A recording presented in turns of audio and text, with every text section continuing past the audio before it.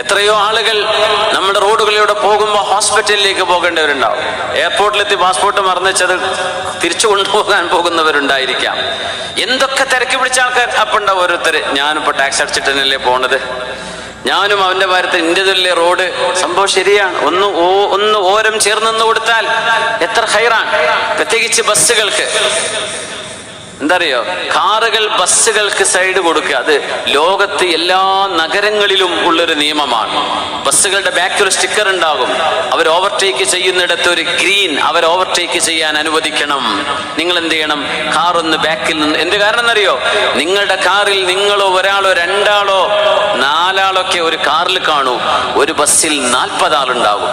ആ 40 ആളുകൾക്ക് നിങ്ങൾ മുൻഗണന കൊടുക്കണം. കാരണം അതിൽ ആളുകൾ ഏറെയുണ്ട്.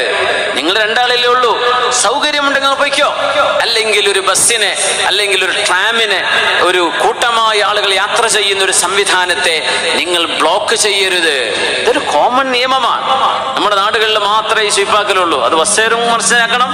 അവരെക്കാളും തിരക്കിൽ പോകേണ്ട അർജന്റ് കേസ് വരുമ്പോൾ ബസ്സുകൾ എന്ത് ചെയ്യണം, അവർക്ക് പറ്റുന്നിടങ്ങളിൽ അവരും സൈഡ് കൊടുക്കണം. അല്ലേ, ഒരാളെ ഇറക്കാണ്, നടു റോട്ടിൽ നിർത്തിയിട്ട് പോവുക ചെയ്യരുത്. അലൈക്കും ബിജാനിബി ത്വരീഖ്, വഴിയുടെ ഓരത്തേക്ക് മാറി നിൽക്കണം. നിങ്ങൾ സൈഡ് ചെയ്യാൻ. നമ്മുടെ റോഡുകൾ വളരെ പരിമിതമാണ്. നമ്മുടെ നാട്ടിലത്തെ ഈ റോഡുകൾ കണ്ട നമ്മൾ ലോകത്തെവിടെയും ഇങ്ങനെ ഒരു സാമർഥ്യമുള്ള ഡ്രൈവർമാർ, കേരളത്തിലെ ഡ്രൈവർമാർക്ക് ഇന്റർനാഷണൽ ലൈസൻസ് കൊടുക്കണം എന്നാണ് നമ്മൾ പറയാം.